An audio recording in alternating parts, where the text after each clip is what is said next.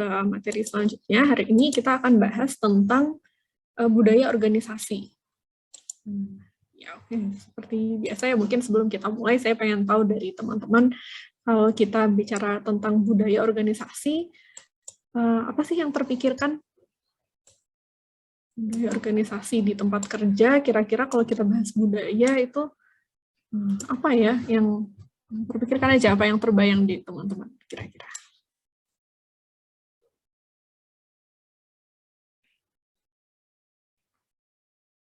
Ada yang mau berpendapat? Kebiasaan organisasi, Bu. Gimana, maaf, bisa diulang? Kebiasaan yang biasa dilakukan dari suatu organisasi itu. Oke, terima kasih. Kebiasaan di satu organisasi. Oke, ada lagi pendapat lain? Budaya organisasi. Mungkin bayang budayanya itu seperti apa? Budaya mungkin kalau teman-teman mau masuk lingkungan kerja, yang di bayangan teman-teman budayanya, lingkungannya itu akan seperti apa?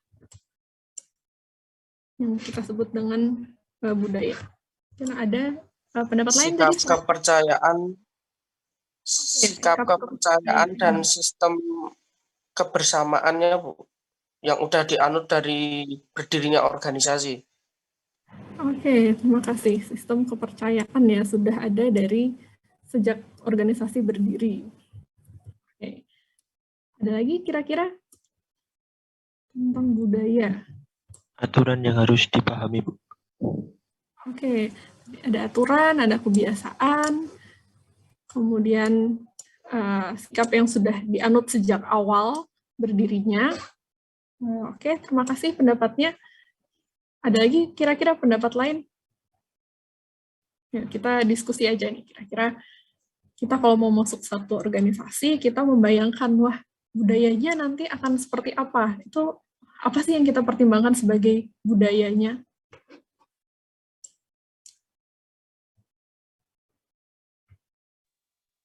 Karakter atau pedoman yang dianut biasanya, Bu. Oke, karakter atau pedoman yang dianut. Jadi ya kita pasti terbayang kalau masuk satu lingkungan baru, dia punya karakter seperti apa. Oke, terima kasih. Ada lagi pendapat lain?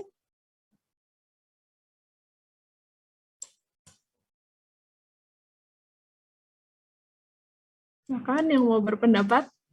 Jadi ada karakter, ada tentang sikap, ada kebiasaan, aturan-aturan. Kira-kira ada lagi nggak yang menggambarkan budaya itu apa sih kalau di dalam organisasi?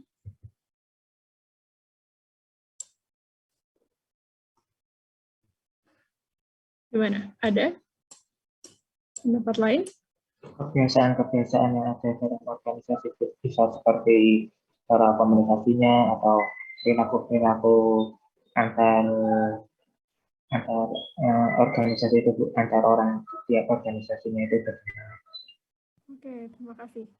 Ada tambahan tadi ya, berarti ada unsur komunikasi mungkin dari keseharian, cara orang-orang itu berinteraksi dalam organisasi, itu juga bisa termasuk dalam budaya. Oke, kita coba lihat kalau dari definisinya, budaya organisasi itu betul yang disampaikan oleh teman-teman tadi. Intinya dia adalah nilai-nilai atau norma yang biasanya dijalankan oleh organisasi. Jadi terkait dengan organisasi itu seperti apa, kegiatan biasanya apa yang dilakukan, apa yang diyakini, dan apa yang menjadi value atau nilai-nilai dari organisasi. Nah, ya, dari definisi-definisi tadi, fungsinya apa sih budaya organisasi? Di sini salah satu fungsi pentingnya kita tahu budaya organisasi seperti apa adalah kita bisa membedakan suatu organisasi dan organisasi lainnya. Jadi ini adalah karakter, tadi ada yang bilang karakter organisasi itu seperti apa. Ini semua organisasi pasti dia punya sistem makna, value system yang berbeda sesuai dengan apa yang dia yakini di awal, atau mungkin sejak dari awal berdirinya organisasi. Tadi ada values atau nilai-nilai yang diyakini oleh si pendiri, dan ini berusaha diterapkan dalam kegiatan sehari-hari di organisasi. Jadi ada sistem nilai, sistem pemaknaan bersama yang sudah dipahami secara bersama-sama, sudah ada kesepakatan bahwa ini adalah karakteristik kunci dari apa yang dianggap penting dalam organisasi. Nah, di sini ada beberapa dimensi dari budaya organisasi. Kita lihat budaya organisasi itu bisa punya karakteristik yang sangat lain-lain ya, mungkin karakteristiknya. Bisa ada organisasi yang sifatnya sangat perhatian terhadap detail, mungkin bidangnya menuntut dia untuk tidak boleh ada kesalahan, karena kalau ada kesalahan mungkin sampai mengganggu keselamatan, atau mungkin ada hal-hal yang menuntut organisasi itu untuk sangat detail dalam setiap apa yang dilakukan. Kemudian ada juga perusahaan yang sifatnya berorientasi terhadap hasil, mungkin untuk mencapai profit tertentu, orientasinya adalah pencapaian organisasi ini bagaimana untuk terus meningkat. Atau mungkin ada organisasi yang berusaha menekankan pentingnya nilai inovasi. Apalagi mungkin sekarang semakin banyak startup baru, perusahaan-perusahaan rintisan baru, dan mereka berusaha menerapkan budaya yang memungkinkan untuk semua orang lebih kreatif, berinovasi, dan mampu mengambil resiko. Nah, tapi ada juga organisasi yang sifatnya dia sudah stabil. Karena dia organisasi yang sudah stabil, maka dia fokusnya adalah dia ingin menjaga stabilitas tersebut dengan menerapkan berbagai aturan-aturan yang ada, supaya proses bisnisnya bisa berjalan dengan lancar, dengan kondisi yang tetap stabil. Mungkin kalau dari segi kompetisi juga ada yang perusahaan organisasi yang lebih berfokus pada bagaimana dia meningkatkan daya saing, sehingga lebih agresif dalam upaya-upaya untuk memasarkan produk, mungkin mencari customer-nya, bahkan mungkin menganalisis kelemahan kompetitornya dengan lebih agresif. Kemudian ada juga yang fokusnya adalah orientasi terhadap orang. Orientasi bahwa sumber daya terbesar yang mereka punya di organisasi ini adalah orang-orangnya. Jadi akan berfokus pada bagaimana orang-orang di dalam organisasi ini bisa berkembang dan terus meningkatkan kualitas. Atau mungkin orientasinya bisa lebih berfokus pada tim atau kelompok tertentu. Jadi ada macam-macam dimensi ini yang bisa menjadi bisa menjadi gambaran karakteristik budaya dari organisasi. Tapi mungkin semuanya disesuaikan lagi dengan apa yang ingin dicapai oleh organisasi. Nah, di sini kenapa penting kita paham tentang budaya organisasi?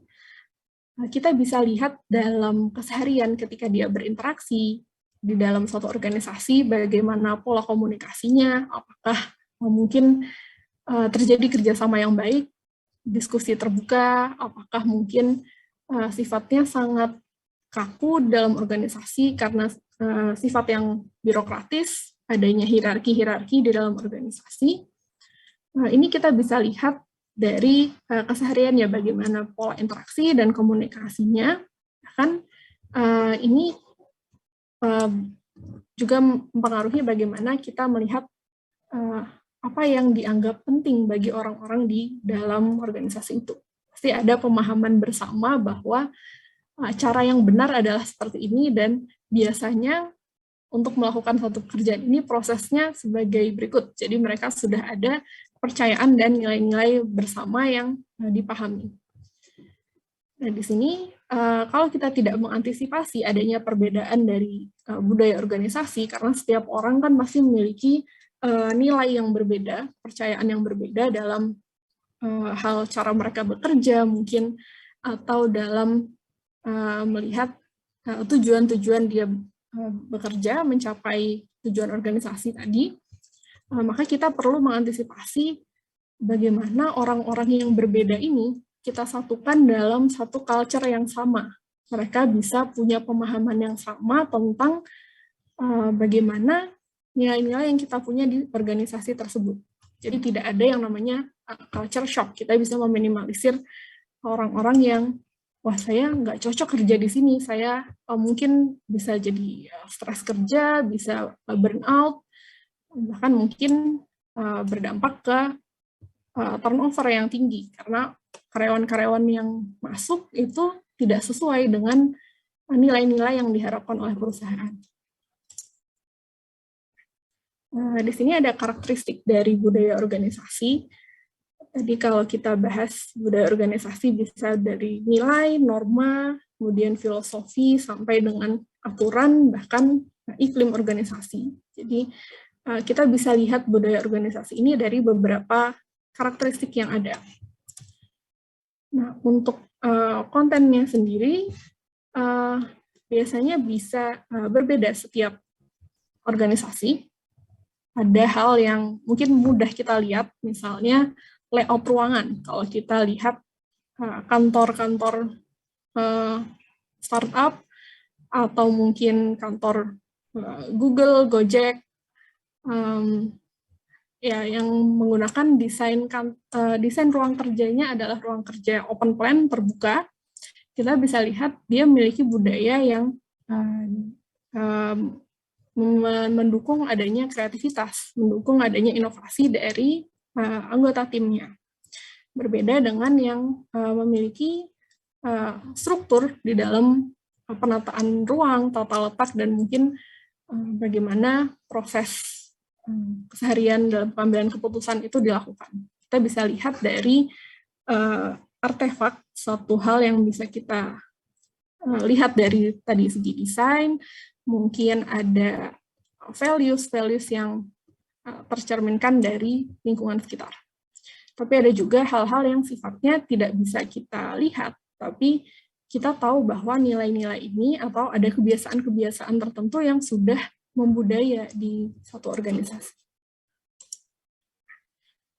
Jadi tadi karena ada beberapa macam hal yang bisa kita lihat dari budaya organisasi, secara umum bisa kita kelompokkan dalam 3 tingkat ini. Pertama adalah tingkatan yang tampak bisa kita lihat.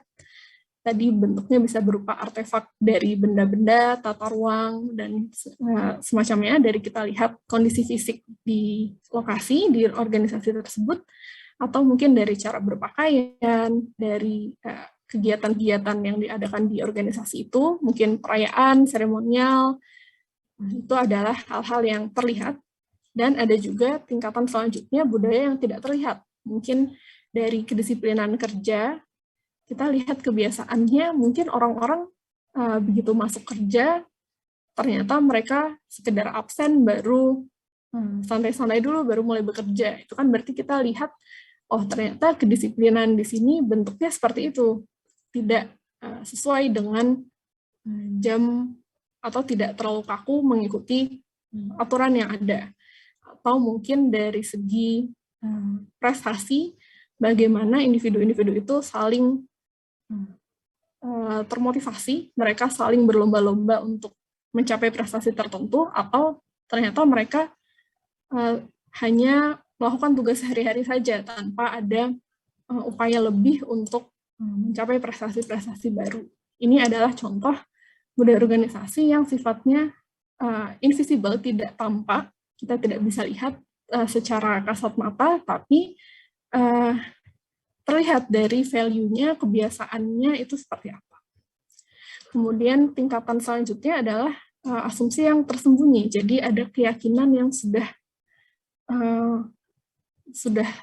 sangat mendalam ya bagi setiap orang. Itu misalnya atasan tidak pernah salah. Ada pada perusahaan yang sifatnya sangat hierarkis, ada keyakinan bahwa semua yang disampaikan oleh atasan itu adalah benar, atau adanya keyakinan-keyakinan lain semacam itu. Nah, ini tadi kategorisasinya dari tingkatan budaya organisasi yang bisa kita amati, baik yang terlihat maupun yang tidak terlihat. Tadi artefak, kemudian yang tidak terlihat dari nilai-nilai dan asumsi atau keyakinan yang sudah dipahami bersama. Di sini tadi kita lihat ada budaya organisasi itu tidak hanya muncul dari dalam, dari apa yang diyakini oleh si pendiri perusahaan misalnya, tapi juga ada faktor-faktor eksternal di luar itu. Bisa saja dari asosiasi profesi, mungkin ketika organisasi ini melibatkan suatu profesi tertentu, misalnya bergerak di bidang hukum, maka akan ada kode etik untuk profesi tersebut yang menjadi standar perilaku mereka untuk menjalankan kegiatannya. Kemudian faktor lain yang bisa mempengaruhi juga dari anggota organisasi, tadi ketika baru mendirikan suatu organisasi, mungkin si pendiri ini, dia sudah punya pandangan, nanti organisasi ini bentuknya akan seperti apa. Nah, ini akan dibawa oleh pendiri dan pemimpin organisasi untuk bagaimana diterapkan kepada para anggotanya dan disosialisasikan untuk dapat membentuk budaya organisasi.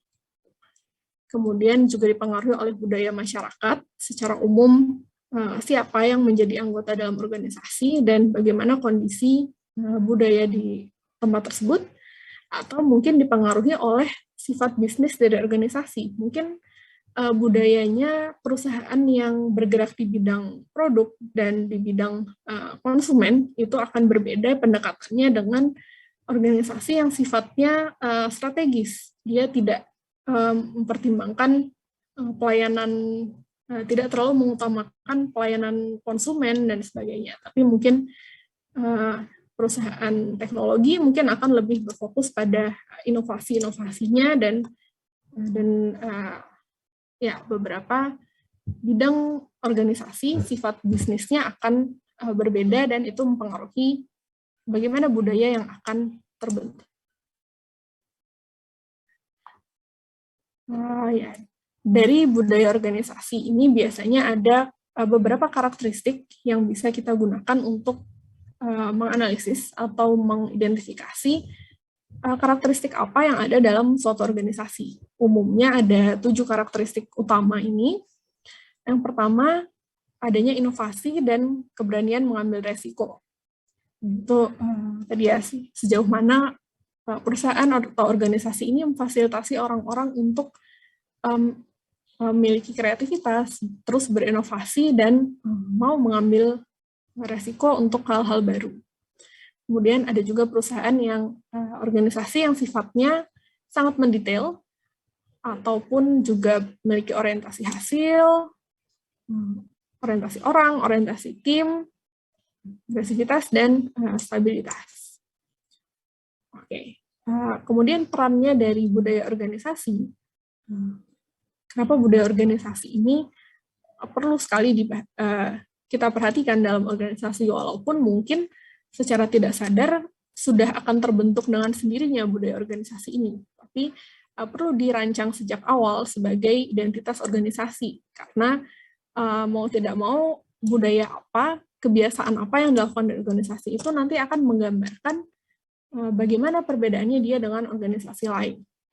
Atau selanjutnya dia juga bisa untuk menyatukan suatu organisasi, jadi ada nilai-nilai yang sama yang diyakini oleh anggota-anggota organisasi. Jadi begitu kita punya satu kesatuan norma, satu kesatuan nilai yang sama, nah ini bisa jadi satu hal yang menyatukan orang-orang dalam organisasi dengan untuk mencapai tujuan yang sama, visi dan misi yang sama. Dan dengan adanya tadi kita memiliki kebiasaan dan nilai-nilai yang sama, maka harapannya konflik juga akan berkurang. Jadi kita sudah lebih kohesif ya antara anggota-anggota dalam kelompok. Jadi sudah ada kerjasama terjalin dengan baik, bagaimana interaksinya itu sudah mampu saling menyesuaikan, saling beradaptasi dengan yang lain, karena secara umum mereka sudah punya values yang sama. Nah, selain itu juga kalau kita punya budaya yang baik, maka kemungkinannya komitmen anggota-anggota terhadap organisasi itu akan lebih besar, karena dia merasa memiliki nilai-nilai yang sama secara pribadi, jadi saya memiliki peran terhadap pencapaian di organisasi ini, maka dia akan punya rasa memiliki, dia akan lebih memiliki komitmen dalam organisasi tersebut. Selanjutnya juga selain tadi kita mengurangi konflik, meningkatkan komitmen, kalau kita punya budaya organisasi yang baik, itu juga bisa membantu anggota-anggotanya untuk mengurangi ketidakpastian. Mereka sudah tahu, karena sudah ada gambaran yang jelas, kebiasaannya seperti apa, tujuannya seperti apa, dan bagaimana usaha-usaha yang dilakukan organisasi, seperti apa pedomannya, tadi ada aturan-aturan tertentu, maka orang-orang siapapun yang bergabung dalam organisasi itu sudah punya gambaran, setidaknya tidak kebingungan, mereka sudah ada kepastian dari organisasi, pedoman-pedoman apa yang harus dilakukan dalam menjalankan tugas dan fungsinya. Selanjutnya, selain dari ketidakpastian juga, tentunya konsistensinya lebih terjaga. Ada standar-standar yang harus diikuti sehingga pola ini terus terulang dan bisa lebih konsisten dalam memperoleh hasil. Dan budaya ini juga sangat berpengaruh terhadap bagaimana anggota organisasi ini termotivasi untuk bekerja. Jadi kalau misalnya kita punya lingkungan yang baik, punya lingkungan yang menyenangkan, orang-orangnya saling sportif, itu kan kita lebih senang dalam bekerja, lebih termotivasi. Jadi budaya ini bisa jadi satu invisible force atau dia menjadi satu hal yang tidak terlihat, tapi bisa mendorong orang-orang untuk lebih mereka melakukan apa yang dilakukan itu karena senang dari diri sendiri, ada perasaan bahwa hal yang dilakukan itu penting dan dia didukung oleh lingkungannya. Kemudian berkaitan dengan kinerja juga semakin baik budaya itu diterapkan, maka kinerjanya harusnya semakin meningkat, termasuk juga untuk meningkatkan keunggulan kompetitif, terutama kalau misalnya budaya itu sudah menjadi budaya yang kuat, maka orang-orang semakin termotivasi, pekerjaannya sudah terstandar apa yang dilakukan, outputnya sudah jelas, dan lebih efektif dan efisien dalam melakukan pekerjaan sehari-hari.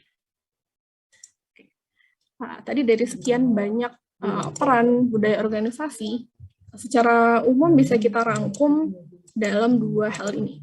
Jadi fungsi utamanya, yang pertama bisa kita lihat sebagai proses integrasi internal, jadi fungsinya ke dalam bahwa dia pemersatu komponen. Tadi ada aturan, pedoman yang jelas, dan mempersatukan orang-orang di dalam internal organisasi. Yang kedua adalah dia juga sebagai proses adaptasi eksternal. Jadi selain tadi fungsinya ke dalam untuk mengelola apa yang ada di dalam, tapi juga proses adaptasi eksternal. Jadi kalau fungsinya dia sebagai pembeda karakteristik organisasi, punya pembeda tertentu, ini juga berfungsi sebagai proses adaptasi. Jadi kita menyesuaikan diri dengan lingkungan luar, dengan adanya budaya yang sudah kuat tadi dalam organisasi.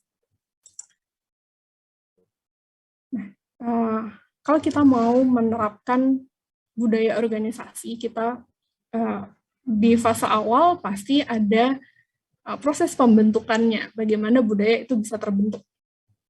Biasanya pertama bisa terjadi dengan adanya pendiri atau si orang yang membuat pendiri perusahaan, pendiri organisasi ini sudah memiliki values, sudah memiliki nilai-nilai dan budaya yang mereka bawa, dan mereka akan mencari orang-orang yang sepemikiran, sudah satu pandangan dengan mereka, sehingga diharapkan nanti budaya yang terbentuk adalah ya seperti karakteristik mereka ini, karakteristiknya sudah mirip antara orang-orang yang berada di dalam organisasi. Atau selanjutnya, kalaupun ada perbedaan, bisa dilakukan sosialisasi dengan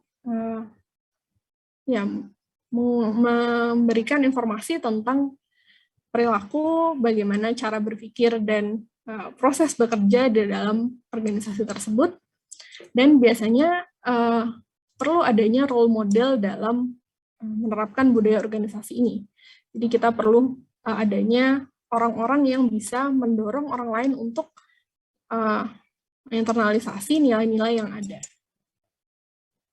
Nah, prosesnya kurang lebih seperti ini. Kita lihat di bagian ini, ketika proses sosialisasi tadi dari atasan yang memiliki mau menerapkan budaya perusahaan yang baru, dari organisasi yang baru, maka di tahap pre-arrival atau ketika orang-orang bergabung dalam organisasi itu akan terjadi encounter, akan terjadi interaksi antara pihak organisasi dengan orang-orang tadi yang baru bergabung, dan kemudian diharapkan ada perubahan perilaku, perubahan kebiasaan yang muncul sebagai hasil dari interaksi tersebut, dan outcome-nya bisa berupa peningkatan dari produktivitas, komitmen yang meningkat, dan mungkin semakin tingginya engagement dari karyawan sehingga turnover-nya bisa menurun. Ini kurang lebih ini bagian kalau kita melihat proses terbentuknya budaya organisasi tadi, secara garis besar kita lihat dalam bagian berikut. Kita sudah punya satu set nilai-nilai filosofis, nilai-nilai keyakinan dari si founder suatu organisasi. Kemudian ini bisa kita turunkan ke dalam kriteria seleksi ketika mau menentukan siapa yang akan bergabung dalam organisasi. Kita mencari orang-orang yang sepemikiran tadi, orang-orang yang memiliki nilai-nilai yang sama dan cara bekerja yang sesuai dengan budaya kita. Kemudian ada pihak top manajemen yang menjadi role model, menjadi contoh ya untuk panutan bagi orang lain, dengan bagaimana dia harusnya berperilaku, bagaimana standar pekerjaan yang diharapkan, dan ini akan terjadi proses sosialisasi. Dan akhirnya ini secara terus-menerus akan terulang, akan terus terjadi proses interaksi ini, dan harapannya akan terbentuk suatu budaya organisasi yang sesuai dengan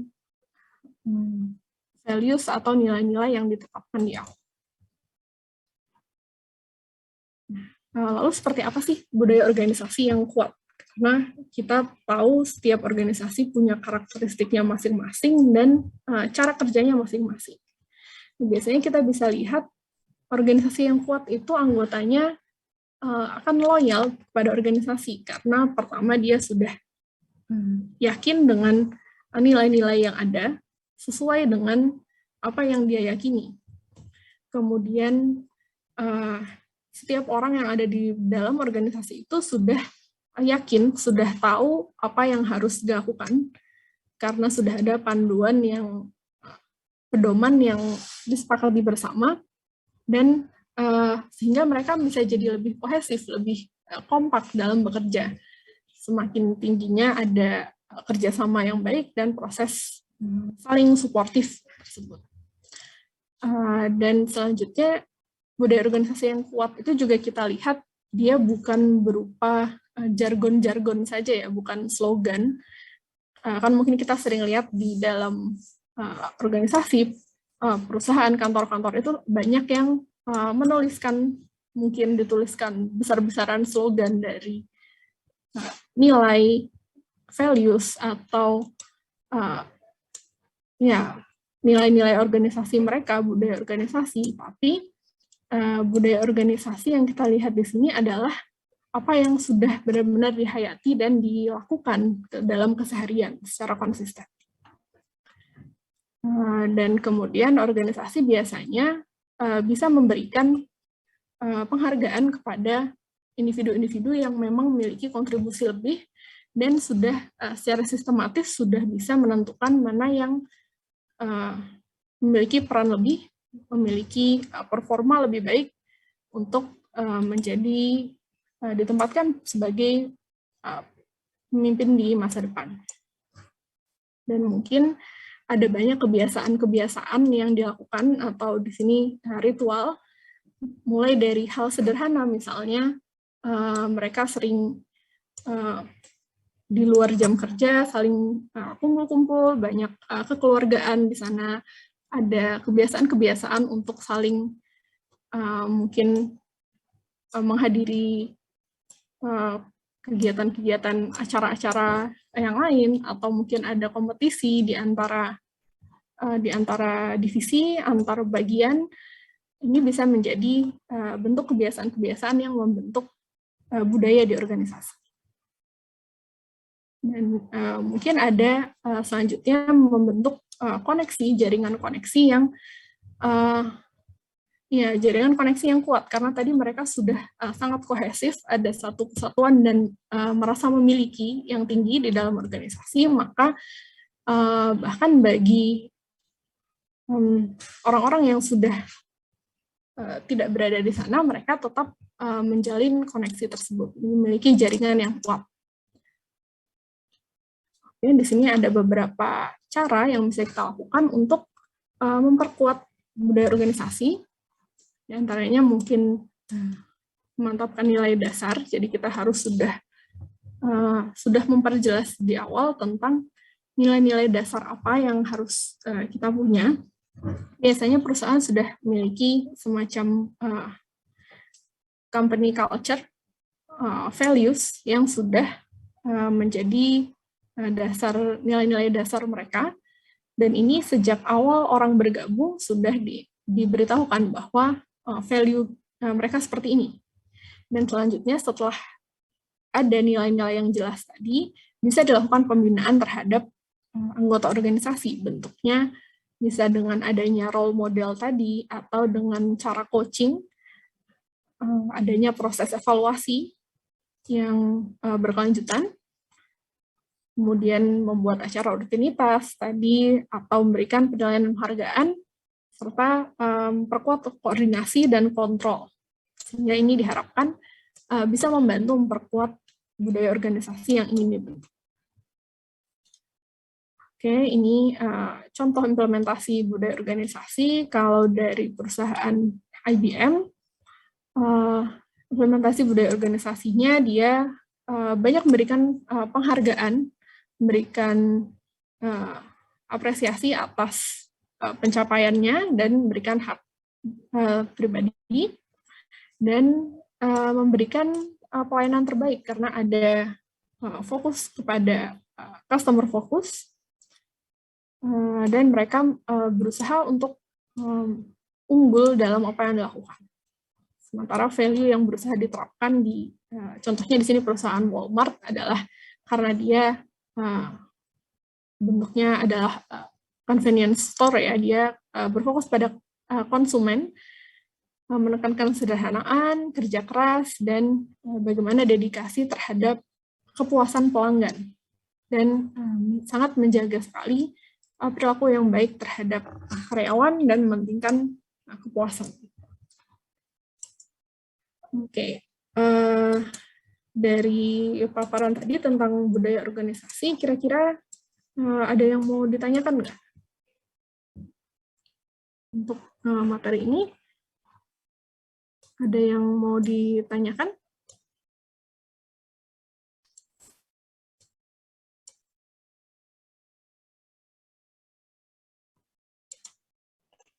Mungkin belum, Bu. Oke. Oke, mungkin kita sedikit izin bertanya. Iya, silakan. Agak putus-putus ya ini suaranya. Iya, Bu. Misal, Bu, ada perubahan lingkungan sekitar maupun adanya perubahan teknologi, itu dapat mempengaruhi kinerja nggak, Bu? Apakah organisasi tersebut harus menerapkan budaya organisasi yang baru, atau istilahnya melakukan perubahan gitu, Bu? Oke. Itu dapat meningkatkan kinerja atau enggak? Terima kasih. Terima kasih pertanyaannya. Jadi kalau misalnya ada perubahan di apa ya, misalnya perubahan teknologi, misalnya perkembangan teknologi di eksternal, apakah kita harus merubah di dalam organisasi sampai dengan merubah budayanya? Nah, ini mungkin kita kembalikan lagi di proses pembentukan dari budaya organisasi,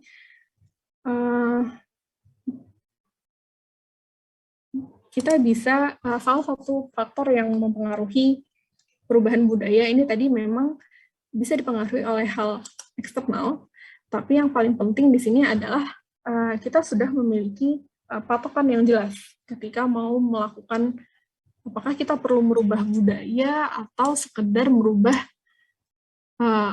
proses kerja. Jadi di sini budaya organisasi kan kita tidak hanya membahas soal bagaimana pola komunikasi atau proses bisnisnya bahkan mungkin bisa terdampak kalau kita ada perubahan yang signifikan dalam organisasi, misalnya kita melakukan restrukturisasi, ada perubahan besar dalam organisasi yang mau tidak mau kita harus melihat kembali, kita analisis lagi apakah dengan perubahan struktur ini akan ada perubahan pola interaksi, misalnya apakah akan ada perubahan dari cara kerja, efisiensi kerja, dan apakah tadi sesuai dengan tujuan atau yang tadi sesuai dengan dimensi apa yang dinilai paling penting dari organisasi tersebut. Misalnya awalnya dia adalah perusahaan yang berfokus pada orientasinya terhadap orang, pelayanan terhadap misalnya dengan adanya teknologi baru, misalnya perubahan di bidang perubahan perkembangan teknologi yang membuat dia harus mempersingkat proses bisnisnya, mungkin yang tadinya face to face, dia bisa lebih memberikan pelayanan memastikan customer service-nya sudah sesuai dengan prosedur yang ada, tapi karena perkembangan teknologi akhirnya semua dilakukan secara jarak jauh. Misalnya pada saat ini semakin banyak yang menggunakan teknologi, dan mau tidak mau proses bisnisnya berbeda dari cara koordinasi di dalam organisasi itu sampai dengan pengambilan keputusannya. Nah, untuk hal-hal semacam ini yang perubahan yang cukup signifikan, mungkin kita perlu melakukan sosialisasi kembali dari budaya yang akan dilakukan, budaya yang kita miliki, terutama untuk orang-orang yang baru bergabung ketika di fase perubahan tersebut, masa peralihan. Karena kalau kita bicara tentang perubahan budaya organisasi, biasanya akan ada orang-orang yang resisten, akan ada orang-orang yang karena budaya ini sudah jadi kebiasaan, cara bekerjanya itu sudah sudah secara otomatis dilakukan, sudah dari hari ke hari, keseharian, dan pola interaksinya itu sama. Ketika kita mau menerapkan suatu perubahan, biasanya itu akan ada resistensi dari orang-orang yang mereka kurang terbuka terhadap perubahan. Nah, di tahap ini kita perlu melakukan perubahan secara bertahap. Jadi perubahan budaya itu tidak bisa instan. Memang kita lihat dari apa yang paling penting untuk kita ubah terlebih dahulu, dan sebisa mungkin kita mempertahankan budaya yang ada. Hanya saja kita merubah hal-hal yang mungkin sifatnya lebih spesifik, mungkin dari pola kerja atau dari pola interaksinya, dan ini kita perlu melibatkan orang-orang atau perlu melibatkan stakeholders untuk memberikan contoh tadi, memberikan untuk memulai perubahan di dalam organisasi. Itu biasanya perubahan organisasi ini memang, perubahan budaya ini memang bukan satu hal yang bisa dilakukan secara instan, jadi jarang biasanya organisasi sampai merubah budayanya. Tapi tidak menutup kemungkinan kalau ada perubahan-perubahan yang dianggap signifikan bagi perkembangan organisasi, itu bisa dilakukan dengan proses kita tidak langsung melakukan perubahan ya, kita menganalisis dulu apa yang menjadi nilai-nilai dasar, nilai-nilai penting yang harus dipertahankan, dan kita mengantisipasi adanya resistensi dari orang-orang internal di dalam organisasi juga. Ya, mungkin seperti itu. Terima kasih tadi pertanyaannya. Untuk tambahan ya, kita membahas tentang bagaimana kalau kita melakukan perubahan dalam budaya organisasi. Ya, baik Bu, terima kasih. Oke. Ya, yang lain mungkin ada pertanyaan atau ada yang mau didiskusikan, pendapat mungkin tentang pengalaman berada di organisasi dengan budaya seperti apa. Mohon izin bertanya, Bu. Oke, silakan. Faktor-faktor apa saja yang harus diperhatikan dalam menentukan jenis budaya organisasi agar bisa diterapkan di suatu perusahaan dan bisa berpengaruh positif terhadap kinerja dan produktivitas dari perusahaan tersebut? Oke, ya, terima kasih pertanyaannya. Faktor-faktor apa yang diperlukan ya untuk kita tahu mana yang menjadi fokus dalam budaya organisasi, gitu ya. Oke, kalau kita mau melihat apa yang jadi prioritas kita dalam mengembangkan budaya organisasi, biasanya semua adalah keputusan strategik. Jadi sudah ditentukan di awal ketika kita pada tahap planning untuk mengembangkan organisasi, kita sudah menuangkan dalam visi misi dan strategi pengembangan organisasi ke depannya. Nah, ini biasanya sudah mencakup rencana jangka pendek, rencana jangka menengah, dan jangka panjang. Dan ini beberapa hal yang biasanya dijadikan acuan adalah bagaimana kemampuan kita untuk bagaimana kondisi kompetisi yang ada. Kemudian kita juga mempertimbangkan faktor sistem kita mau meningkatkan sistem kerja, dan fokusnya ada pada core business atau core proses yang terjadi di dalam organisasi. Jadi kita harus tahu betul apa yang menjadi inti dari proses bisnis di dalam organisasi ini.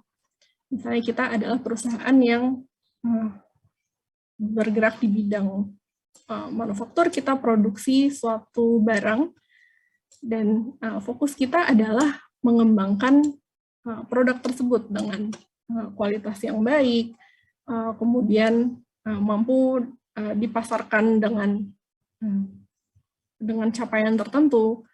Nah, ini kadang-kadang ketika kita perusahaan atau organisasi ini berkembang, akan banyak hal yang bermunculan dan tidak semuanya sejalan dengan apa yang kita rancang di awal. Nah, ini biasanya perlu kita kembalikan lagi kepada core bisnisnya seperti apa, sesuai dengan tujuan dan strategi apa yang ingin dicapai, dan bagaimana juga kondisi eksternal yang ada di saat itu. Kalau organisasi ini adalah sangat dipengaruhi oleh faktor eksternal, misalnya dia adalah suatu perusahaan cabang atau anak perusahaan dari entitas tertentu, maka mau tidak mau ketika ada perubahan di dalam organisasi induk, kita akan terdampak. Nah, di sini ada faktor-faktor eksternal yang mungkin tidak terprediksi di awal, tapi ketika budaya organisasi ini sudah kuat, ketika ada perubahan ini seharusnya organisasi mampu beradaptasi seperti itu. Oke. Berarti Bu, kalau menerapkan perubahan tersebut bisa jadi meningkatkan ataupun bisa kebalikannya gitu ya, Bu? Ya, tidak semua perubahan kita mau mengantisipasi perubahan yang ada itu justru jadi perubahan positif ya. Kadang-kadang juga ada keputusan-keputusan perubahan drastis yang justru tidak sesuai dengan perkembangan yang ada. Kadang-kadang dalam organisasi mungkin kalau sudah skala besar terjadi merger atau terjadi akuisisi, itu mau tidak mau kita mengikuti budaya yang dibawa oleh perusahaan yang mengakuisisi atau merger dari ada dua budaya yang berbeda. Ketika disatukan, pasti akan ada pertentangan di situ. Bisa saja perusahaan ini tidak survive untuk mengatasi konflik tersebut karena budayanya tadi belum kuat. Dua-duanya itu memiliki hal yang bertentangan dan akhirnya menghambat proses keseharian dalam apa yang dilakukan di organisasi itu. Jadi memang keputusan untuk melakukan perubahan organisasi ini biasanya adalah keputusan strategik karena melibatkan perubahan skala besar dari level tertinggi sampai juga dengan level terkecil, bahkan semua harus diterapkan secara menyeluruh. Ini memang tidak banyak perusahaan yang melakukan perubahan organisasi, apalagi sampai sering perubahan budaya. Karena semuanya biasanya perlu mempertimbangkan banyak hal secara menyeluruh.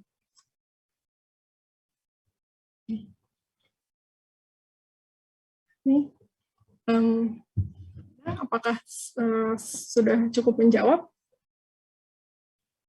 Sudah. Masih bingung. Oke. Mungkin di sini tadi belum kita bahas spesifik ya untuk proses bagaimana melakukan perubahan dalam budaya, tapi intinya adalah kalau kita mau melakukan perubahan organisasi, maka yang pertama harus dilakukan adalah kita perlu membuat semua orang sadar bahwa perubahan itu perlu. Jadi kadang satu hal yang sudah jadi kebiasaan itu kita sudah tidak sadar, oh ya ini yang paling baik karena ya toh biasanya begini.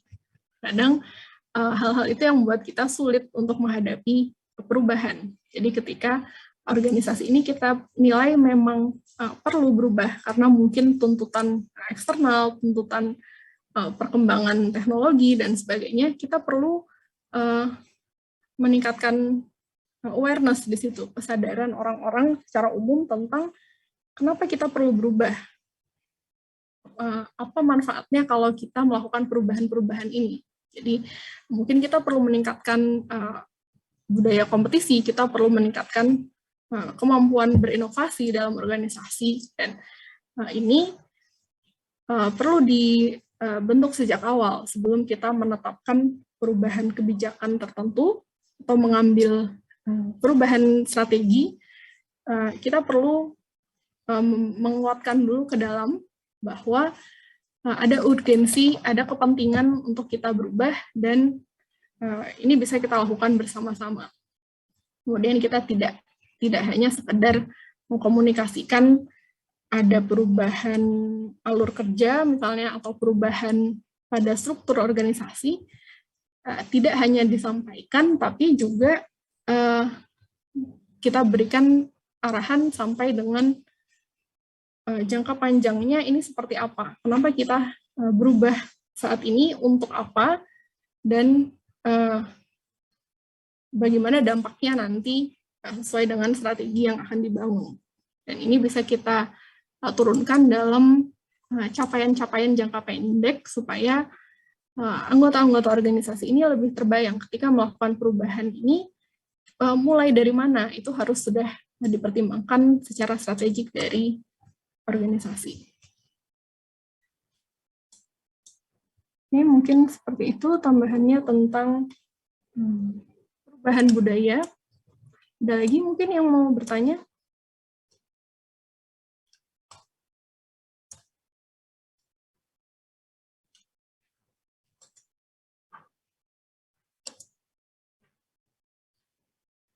Tidak ada?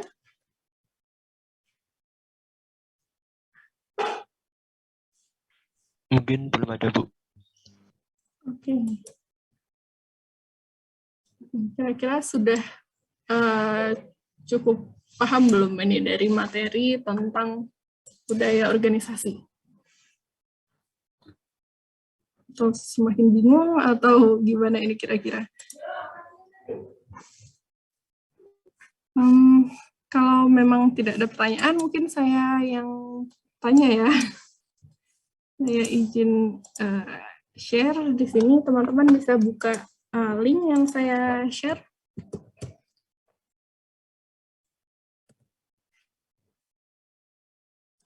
Oke. Ada sedikit